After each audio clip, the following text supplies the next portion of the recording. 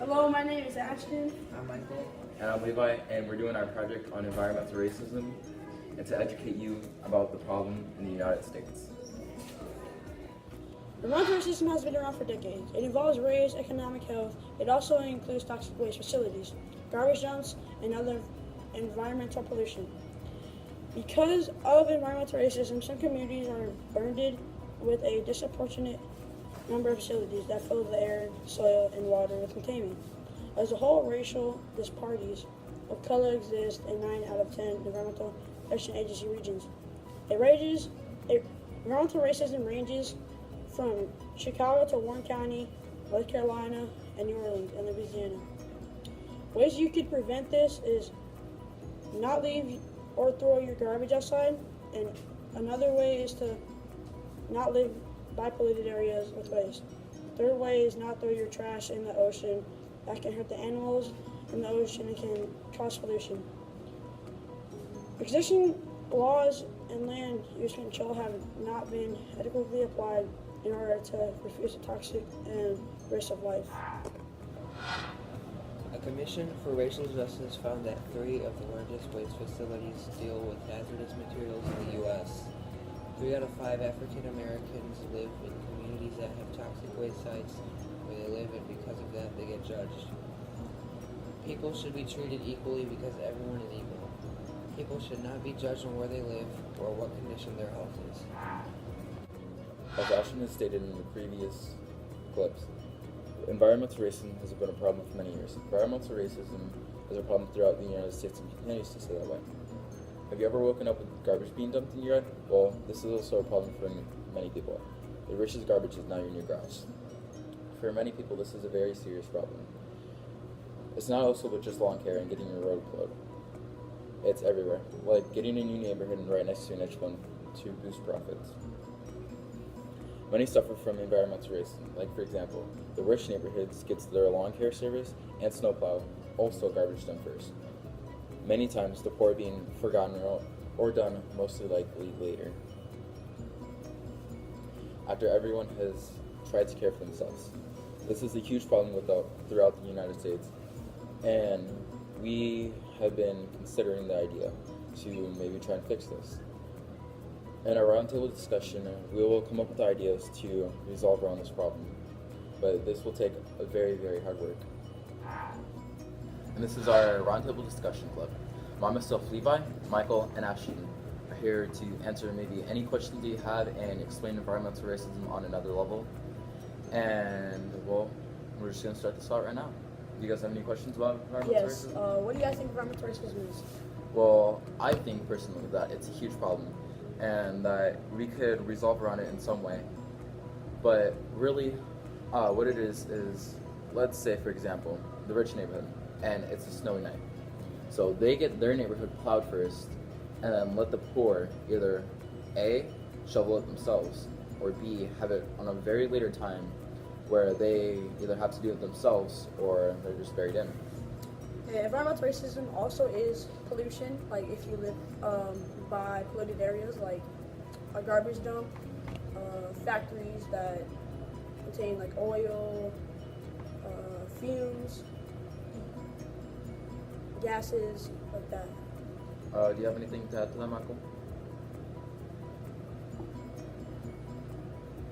No? No. Okay. Well, of course, like recycling or like going out and like a group maybe or a charity almost would probably help solve it, but this is more of a global phenomenon going on, and it's a huge problem. It's pretty much everywhere, and like even if it's not like physical, physical, but even if it's not like pollution or garbage or like weather, but it's also like real estate. Like for the rich neighborhood, they would rather build, a new neighborhood right next to the rich one to boost profits instead of, putting it right next to like a ghetto. And that will boost their profits rather than having it next to a ghetto, because everybody was just like, oh, that's a bad neighborhood. No one wants to go around there, and then it would most end up like looking like trash compared to the rich neighborhoods.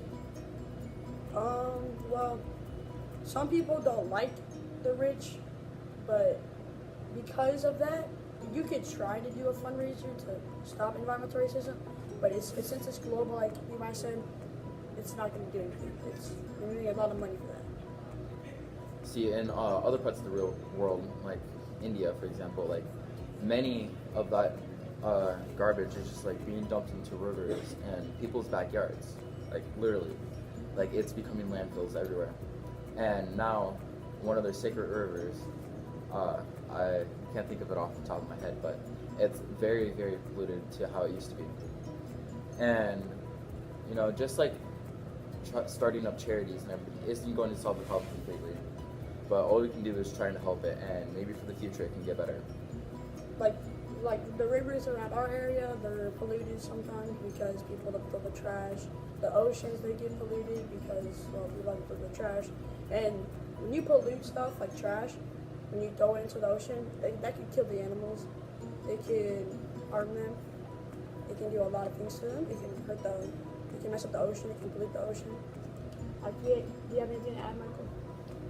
Like Levi said, when rich neighborhoods get plowed for free and the ghettos don't get plowed, I feel like the people that plow their driveways only do it based on like what their house looks like.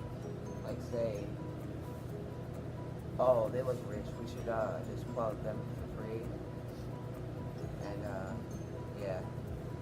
You have anything to add, Levi? Well, in other roundtable discussions like ourselves here, you know, like people who have been like working on this for many years, decades even, are trying to solve this, but it's a huge problem, and mostly people like don't even think about it while doing it, like boosting like neighborhood profits and housing and lawn care services. So I mean, we could definitely help towards that, but I don't know if it would get solved completely, but we can definitely try. Since like Levi said, since it's global, you can try to do it. Might not happen right away, but I think throughout the years, it will get better. People start treating each other equally, like everyone should be treated equally. But, you know, this is where we live in. It's going to happen. You know, who knows, maybe in 100 years, 50 years, probably not even that long, maybe even 20 years, people can get together and actually like focus on how serious this really is and how much that you can actually put yourself at risk. Like with the pollution growing and all the garbage being dumped, like it goes into the groundwater, and then that groundwater ends up in your sink and you're drinking it. Well, this is our roundtable discussion, and we will. As you can see in some of these photos, this is environmental racism. Like for example, these factories are placed right next to ghettos so they can boost profits. And these are some of the people who are trying to protest to stop environmental racism. It's everywhere around us, in our schools, in our cities, even in our streets. You can help stop by just spreading around the awareness of environmental racism.